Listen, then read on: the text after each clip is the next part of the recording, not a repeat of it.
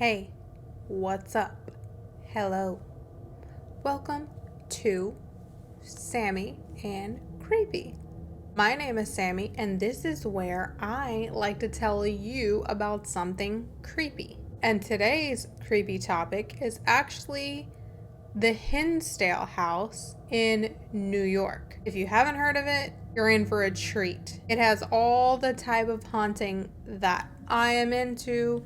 You got the demonic activity, you got the poltergeist activity. They even had to call in a priest. And my absolute favorite, the haunted house, is a farmhouse. I love a good haunted farmhouse. I have a theory that all old farmhouses are haunted. So this just gives me everything that I could ever want in a creepy story. And it's a place that you can actually visit and investigate yourself, which I'll probably be looking into because I want to.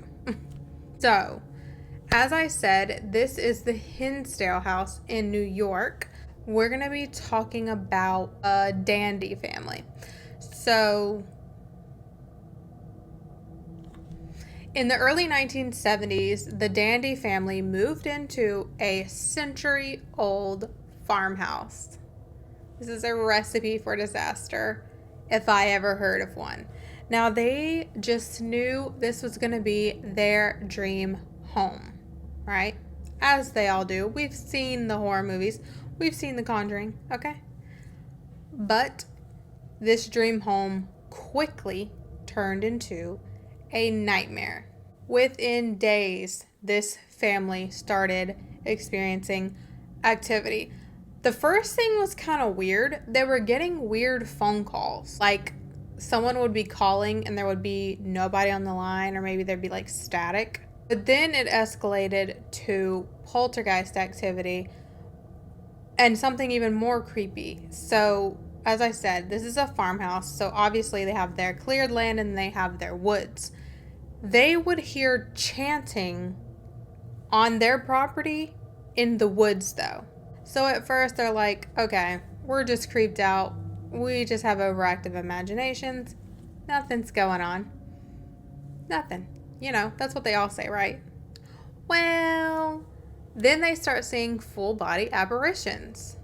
Not only do they have their very own woman in white, they are seeing what they called bizarre animal-human hybrids. And if you're familiar with flesh pedestrians, SWs, if you will, then you know that's exactly what they are.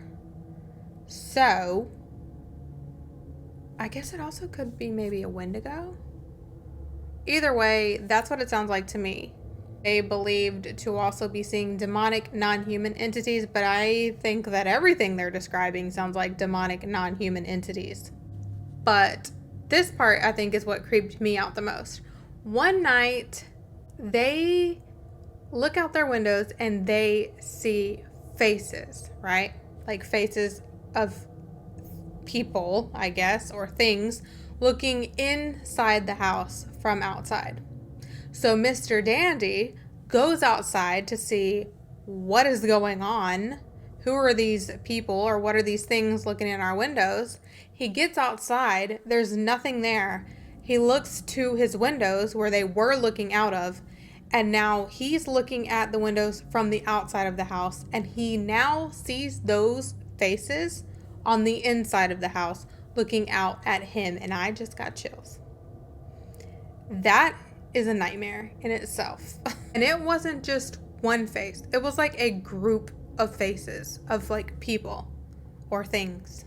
It said that at this point, this is when the haunting really escalated and got violent.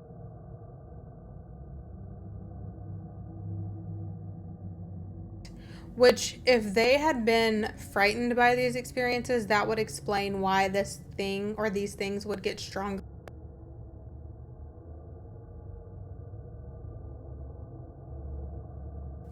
So now things are starting to levitate. There was a lamp thrown at one of the daughters. And then apparently Mr. Dandy started having problems remembering things. He would be confused. He didn't remember events that were going on. He wasn't remembering these frightening situations all of a sudden, which is very much demonic activity. At this point, they're like, okay, we need help. There's something going on here. And they call a priest to come out and exorcise the home. According to the people that were there, so they had the priest, the family, and paranormal investigators all there during this cleansing of the home. They said that the activity was at an all-time high during this cleansing of the home, during this exorcism of the home, basically. The lights in the house were turning on and off. There was banging in the walls. They said there was just a terrible sense of an evil presence. And unfortunately, that exorcism didn't even work, because while it was calm for a couple days, it quickly escalated right back to raging poltergeist activity. At this point, the family couldn't take anymore and they left the home. It said that documentation of this Hinsdale house continued until like 2000. Now today, a paranormal investigator actually owns the home, and you and me can go and investigate the home for yourself. He has it for research purposes. So he or she, I don't even know who owns it. Who is the paranormal investigator that owns it?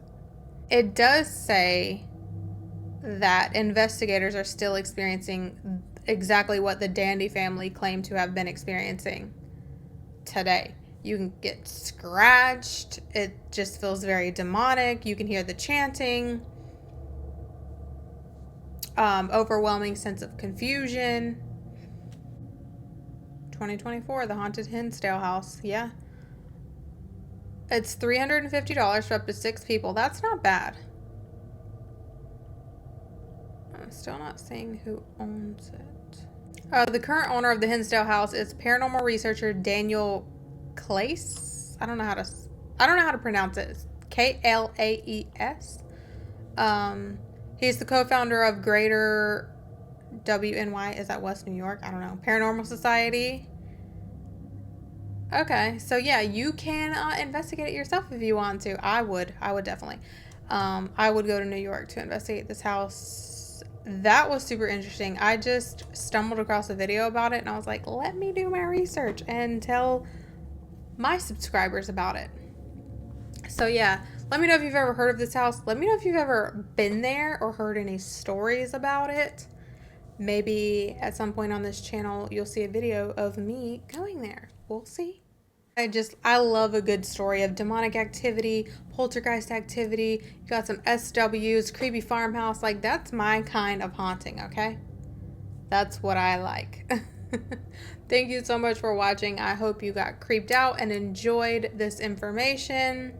Let me know of any other haunted locations you know about that you would like me to research and talk about. I love this stuff. So, yeah. Be sure to like, share, comment, subscribe, and do all the things that YouTube wants you to do to let them know that you like my content. And don't forget to stay creepy.